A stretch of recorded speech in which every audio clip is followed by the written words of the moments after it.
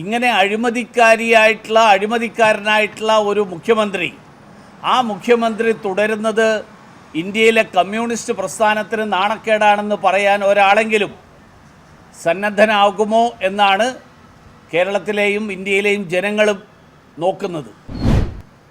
ഏറ്റവും ചുരുങ്ങിയത് ധാർമ്മികതയുടെ പേരിലെങ്കിലും ഒഴിഞ്ഞു പോകാനുള്ളൊരവസരം കിട്ടും. വീണ വിജയനെതിരായിട്ട് കുറ്റപത്രം SFIO ഇന്നലെ സമർപ്പിച്ചിരിക്കുകയാണ് എറണാകുളത്തെ പ്രത്യേക കോടതി. ഈ കുറ്റപത്രം സമർപ്പിച്ചതിന് ശേഷവും CPMൻ്റെ നേതാക്കന്മാർ പറയുന്നത് ഇത് രാഷ്ട്രീയ പ്രേരിതമാണ്, 3 കോടതി തള്ളിയത് കണ്ടില്ലേ എന്നൊക്കെയാണ്.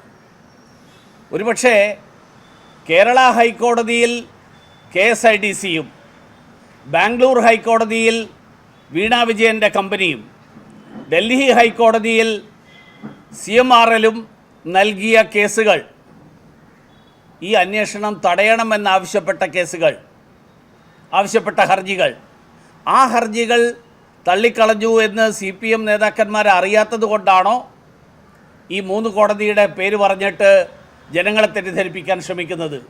വിജിലൻസ് അന്വേഷണത്തിന് ആവശ്യമില്ല എന്ന് പറഞ്ഞാൽ അഴിമതിയില്ല എന്ന് തെറ്റിദ്ധരിപ്പിക്കാൻ ശ്രമിക്കുന്നതിന് പകരം കോർപ്പറേറ്റ് ഫ്രോഡ് അന്വേഷിക്കാൻ വിജിലൻസിന് സാധ്യമല്ല എന്നുള്ളതുകൊണ്ട് വിജിലൻസ് അന്വേഷണം സാധ്യമല്ല.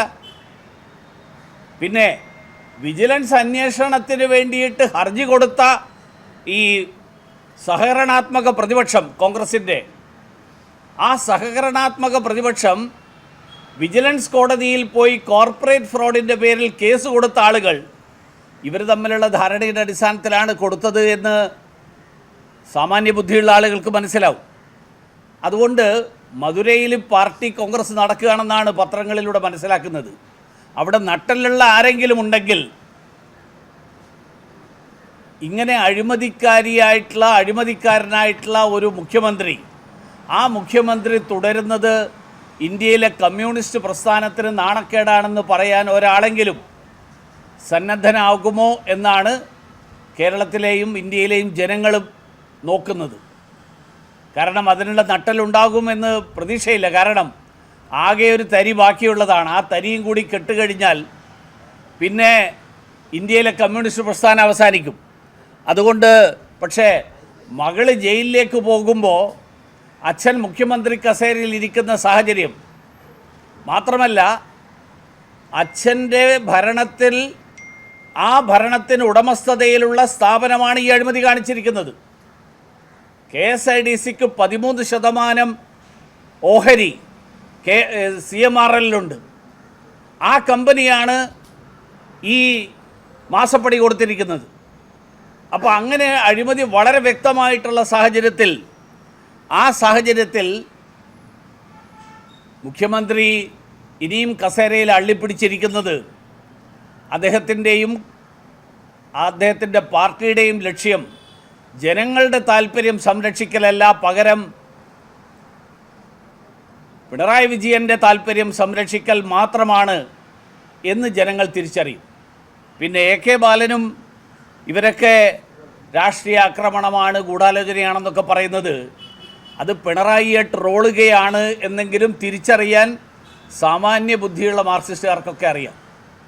അത് പിണറായിയെ ന്യായീകരിക്കലല്ല, പകരം പിണറായിയെ ട്രോളുകയാണ് ചെയ്യുന്നത്. മാത്രമല്ല എന്ത് സേവനം നൽകിയതിൻ്റെ പേരിലാണ് ഈ പണം കൊടുത്തത് എന്ന് ഇന്ന് വരെ ജനങ്ങളോട് വിശദീകരിക്കാൻ ഇവർക്കാർക്കും സാധിച്ചിട്ടില്ല. മുഖ്യമന്ത്രി നിയമസഭയിൽ പറഞ്ഞു എൻ്റെ കൈകൾ ശുദ്ധമാണ്. അതുകൊണ്ട് പറഞ്ഞുകൊണ്ട് കാര്യമില്ല. ഈ പണം എന്തിനു കിട്ടി? അങ്ങനെയാണെങ്കിൽ എന്തിന് ഈ അന്വേഷണം തടസ്സപ്പെടുത്താൻ വേണ്ടി 3 കോടതികളിൽ പോയി, 3 ഹൈക്കോടതികളിൽ അന്വേഷണം നടന്നോട്ടെ. കൈകൾ ശുദ്ധമായിരുന്നെങ്കിൽ അന്വേഷണം നടത്തിയാൽ ഒന്നും സംഭവിക്കില്ലല്ലോ.